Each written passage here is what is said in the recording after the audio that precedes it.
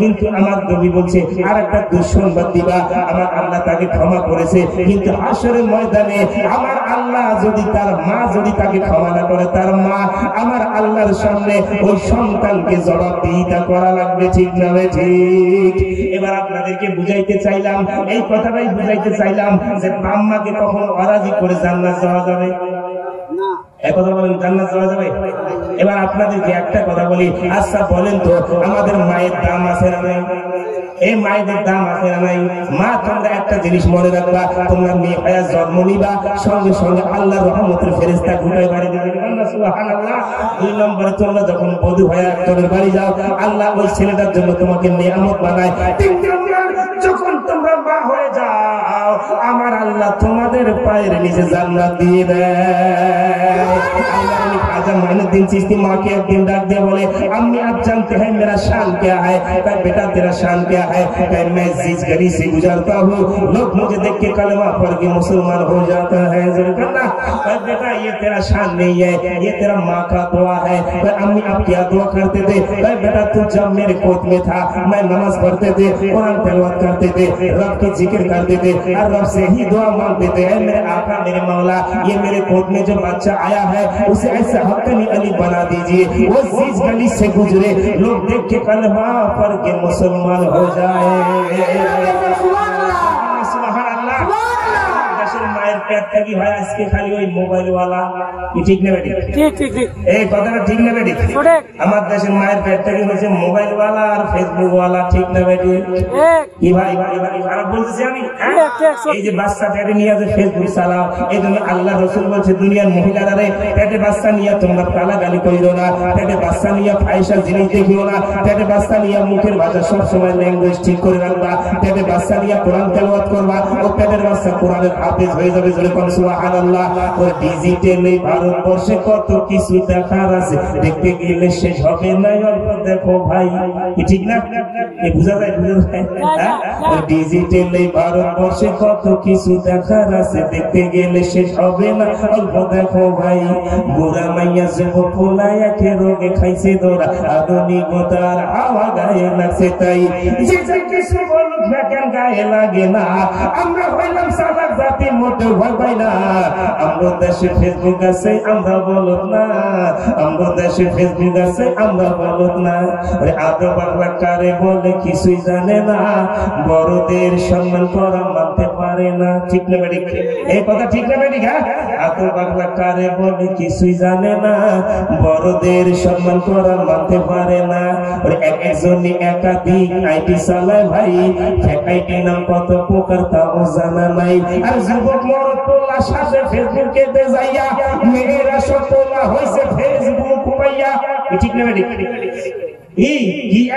জামানাতে আমরা বলছি ভাই কোনটা মেয়ে কোনটা ছেলে চেনার উপায় নাই, এই সুবিধা ফেসবুক দিছে আর কেউ দিবে না। আমরা দেশে ফেসবুক আছে আমরা বলত না, আমরা দেশে ফেসবুক আছে আমরা বলত না। ওই লাইক কমেন্টের শেয়ারের দামটা অনেক বেশি, যে যত লাইক পায় সে হয় সেলিব্রিটি। ঠিক না? মুসলমানের বাচ্চা এক একটা মেয়ে ছেলে আছে ভাই, একটা লাইকের জন্য নিজের ইজ্জত আবরু কি সেটাও বোঝে না। ঠিক না বেটি? এই কথা বলেন ঠিক না?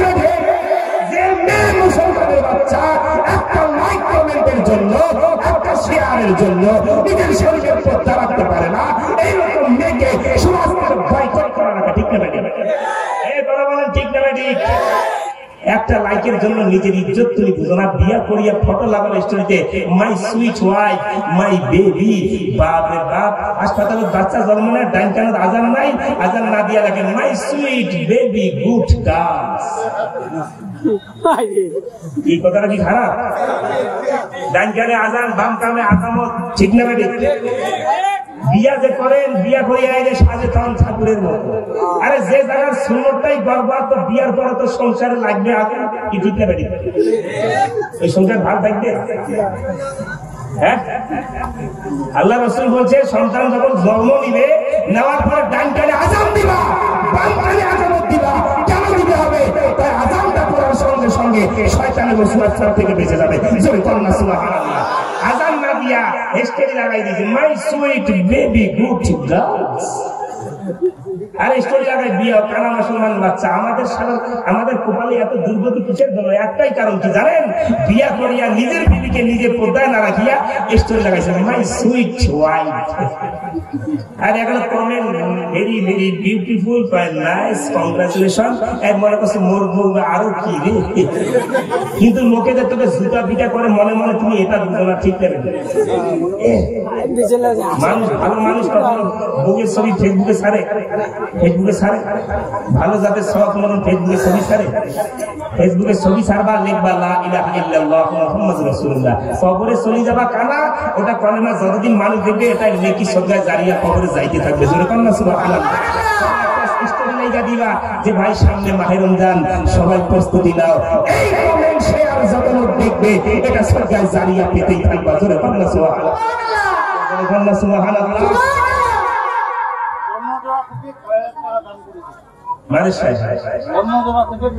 কর্ণঝরা থেকে ৬,০০০ টাকা দান করছে আল্লাহ তার আহলে খানদান পরিবার এগানা বেগানা যারা কবরে গেছে বা যারা জীবিত আছে সবাইকে মাফ করে জান্নাত নসিব করুক। সবাই করে আমিন, জোরে বলেন আমিন। লাইক কমেন্টের শেয়ারের দামটা অনেক বেশি, যে যত লাইক পায় সে হয় সেলিব্রিটি।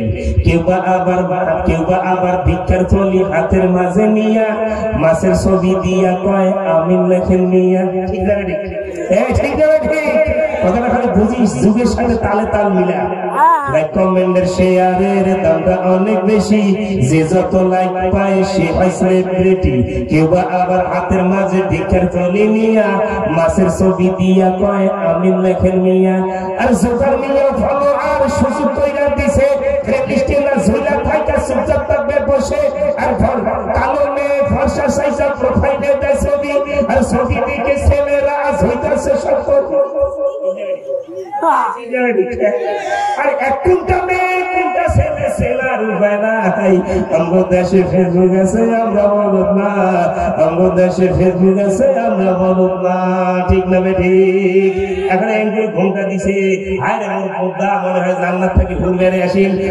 দেখ মোবাইল দিয়ে ফোন করছে, হ্যালো কাহাকে বলছি? এই পর্দার চাইনা মূল্য আছে, এই পর্দার মূল্য আছে। আপনারা কি রাগ করছেন আমার কথায়? ইতিহাস কত, ঈসা নবী, মুসা নবী, দাউদ নবীর ইতিহাস কইতে কইতে সব শেষ। বর্তমান আলোচনা করার দরকার। ঠিক না কি হয় কিনা? আমি বলতে চাইছি রে বন্ধু মুসলমান, আমি যে কথাটা বলতে চাইছিলাম, দুনিয়ার জমিনে যেদিকে দৌড়াও না কেন একটা কথা মনে রাখবা, আমার রুম আমার হাব্বার ওয়াহুল বুখারী মুসলিম, যে যাকে মহব্বত করবে আমার আল্লাহ তার সাথে তাকে জান্নাতে দিয়ে দিবে। জোরে বলেন সুবহানাল্লাহ। এবার আপনাকে মহব্বত রাখতে হবে কার সাথে? আচ্ছা বলেন তো, আমার নবীকে মহব্বত করতে হবে কি হবে না? এই আওয়াজ করেন, হবে কি হবে না? নবীকে জানের থেকে বেশি মহব্বত করার দরকার আছে কি নাই? এই কথা বলেন আছে কি নাই? এই যে মাদ্রাসার কালেকশন, এই কালেকশনটা এখানে আগামীকাল হয়েছে, আজকে হয়েছে, এটা দিতেছি আমার নবীর ভালোবাসা। ঠিক না ঠিক? এই কথা বলেন ঠিক না ঠিক? এই যে তাদের ইলিমরা এখানে বসা আছে, আপনি কি জানেন? একটা কথা আপনাদেরকে বুঝাই, একটা নাদ আপনাকে শোনাই, যেটা একটা হিন্দু ভাই লিখছে, যার নাম হচ্ছে মুকুল বুড়ি না এরকম একটা লোক।